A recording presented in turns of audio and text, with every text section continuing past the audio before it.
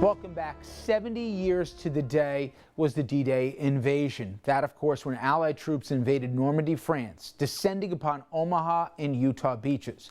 Paratroopers, the first to hit the ground, and James Ross was among that group.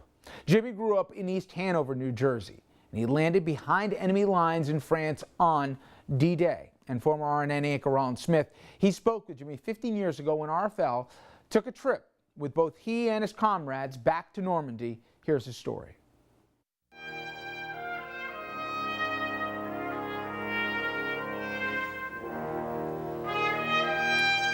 Reenacting the Normandy invasion, these Rangers scaled the cliffs at Pointe du Hoc.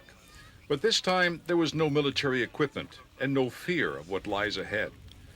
Now, just imagine the scene on D-Day for the troopers who feared for their lives and the danger they were about to encounter.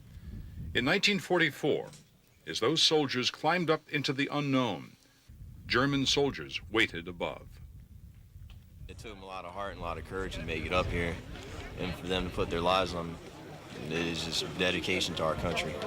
But it was more than just dedication to the country.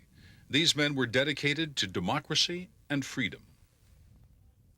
Something the people of Normandy still appreciate decades later.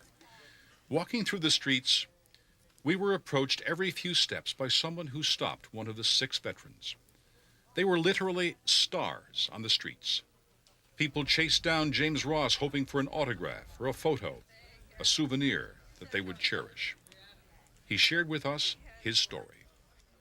And our objective was to move towards the beach area, try to clear out as much of the German pillboxes as we possibly could, and keep any reinforcements from coming out to the beach. Sergeant James Ross dropped from the skies into Normandy as a member of the 82nd Airborne Division. He can still remember the moments before he and his men jumped out into the darkness over Sainte-Mère-Église. The plane ride coming across was very somber. It wasn't too much discussion. There was a lot of boys thinking about, just what's going to happen and what are we getting into. But there wasn't too much conversation going on.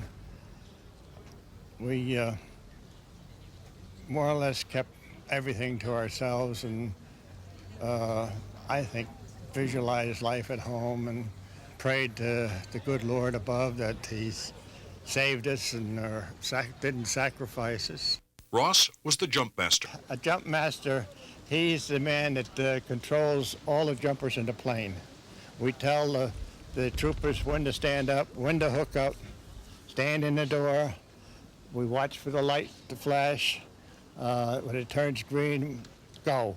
As the troops prepared to plunge into the uncertainty of war, they were anxious, cautious, but they were not fearful. You're not really afraid. I don't know how to explain it. This is what you've been trained for. This you know inside and out. It's a thorough training, good training, and it's just a matter of getting up, standing in the door, and bailing out and thinking to yourself, well, I hope I don't land in a tree or I hope I don't land in water. More than 50 years later, the scenes of that day are still vivid.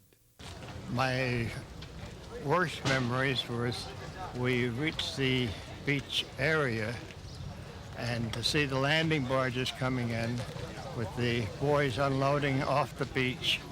There's a lot of sandbars and the landing barges couldn't get in close enough. They dropped the front of the barge. The boys would come walking off the end, full packs, 10, 12, 15 foot of water. They just disappeared in the water. But not all of Jim's memories are dark. My buddy and I are in the town here, and there was a little wine shop, which we didn't realize was a wine shop. We were sitting right across from the park, and we were tired. We sat down on the curb, and we maybe 5 minutes or so, we were looking over at the church here. So I turned around and I looked through the glass windows of the store, and back in the back, it looked, I could see a big vat of which looked like wine to me. And I said to him, I said, gee, you know, that looks like a big vat of wine back there. And he says, yeah. And with that, he turns with his Thompson sub and goes, brrr. And it was wine. It came running out through the door, across the sidewalk. We sit down on the curb of the sidewalk with our canteens and just let the canteen cups, and we just let the wine run into the cups, and we'd sit there and drink it. When we come back, I'll share some final thoughts when RFL returns with a special presentation.